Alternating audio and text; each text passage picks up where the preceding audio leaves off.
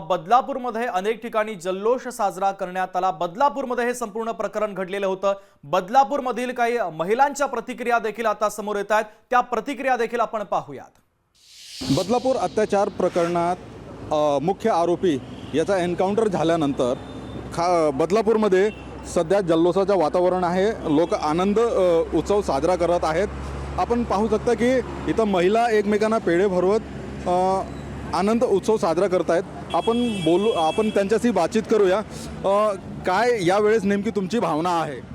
आम्ही प्रथम तर पोलिसांचं अभिनंदन करतो की तो जो व्यक्ती होता ज्यांनी तीन मुलींवरती विनयभंग केला, बलात्कार केला आहे, तो खरंच विकृत होता। तो इतका विकृत होता की त्यांनी पोलिसांकडनं बंदूक खेचून त्यांच्यावरती फायरिंग केली आणि त्याचा एन्काउंटर झाला।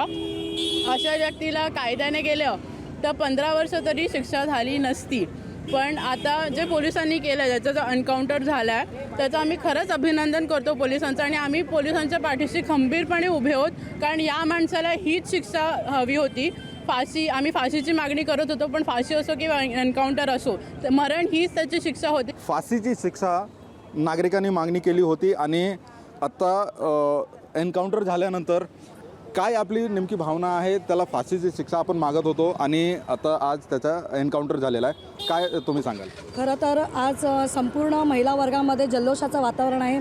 आनंद झालेला आहे सगळ्यांना, कारण हे जे आंदोलन मुळात केलं होतं ते एका चिमुकलीचं बालपण हिरावलं गेलं होतं। तर त्या नराधमाला ही जी शिक्षा आहे ती कठोर शिक्षा व्हावी अशी आमची संपूर्ण सर्वसामान्य जनतेची मागणी होती। पण आज खरोखर सगळ्यांनी दाखवून दिलेलं आहे की एका चिमुकलीला न्याय मिळवण्यासाठी जर सर्वसामान्य जनता, सर्वसामान्य महिला जर रस्त्यावर उतरल्या तर काय होऊ शकतं हे दाखवून दिलेलं आहे आणि निश्चितच आम्हाला या सगळ्या गोष्टीचा आनंद झालेला आहे। खऱ्या अर्थाने बदलापूरकर या एन्काउंटरचा आनंद साजरा करत आहेत। अजय शर्मा, लोकशाही न्यूज, बदलापूर।